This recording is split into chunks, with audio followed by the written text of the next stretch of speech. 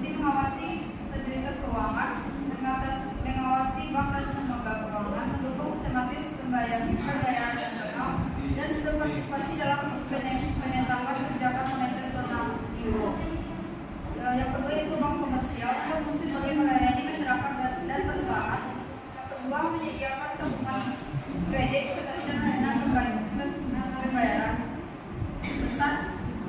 Bank besar antara lain itu ada Indo KBR, Bank BRI, yang C itu bank khusus dan digital. Itu berfungsi melayani segmen tertentu, misalnya pembiayaan keuangan dan layanan digital. Ciri-ciri sistem perbankan Belanda. Pertama itu ada sangat digitalisasi, pembayaran elektronik dan mobile banking digunakan secara luas. Kedua, pengawasan tetap oleh DFNB dan regulator Eropa. Yang ketiga, integrasi dengan Uni Eropa sehingga transfer dan pembayaran antar negara Eropa relatif mudah melalui sistem SEPA. Selanjutnya itu Bank Sentral Belanda adalah DNB memberikan peran penting dalam menjaga stabilitas sistem keuangan negara dan perekonomian.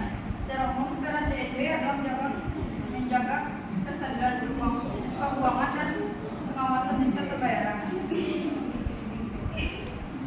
Yaitu ada pasar finansial Belanda, yaitu ada pasar uang yang berfungsi sebagai jangka panjang yang 2017 dikembangkan bank per saham.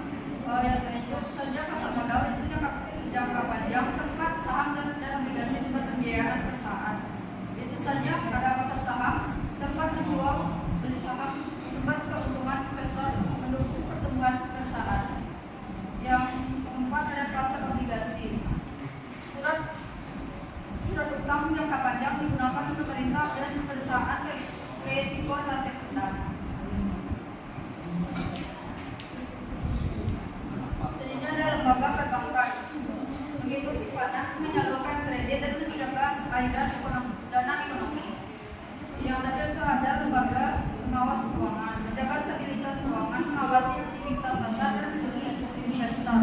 Yang kedua ada tentang sistem keuangan Belanda. Yang pertama itu ketergantungan pada ekonomi global, sama terhubung dengan ekonomi dunia dan terhadap krisis global. Yang kedua itu pengaruh kebijakan Eropa antara bank. Tidak sepenuhnya mandiri dalam kebijakan dunia, juga mengalami investasi.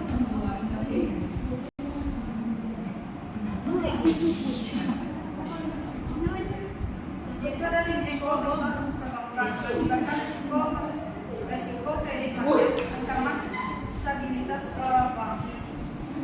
Dan yang itu ada persaingan keuangan digital mengakibatkan munculnya proses persaingan inovasi digital.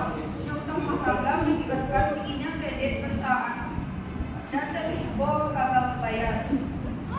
Itu ada ketidakpastian di Eropa mengakibatkan terpengaruhnya kondisi negara lain di Uni Eropa dan risiko integrasi ekonomi. Itu ada prospek sistem keuangan Belanda.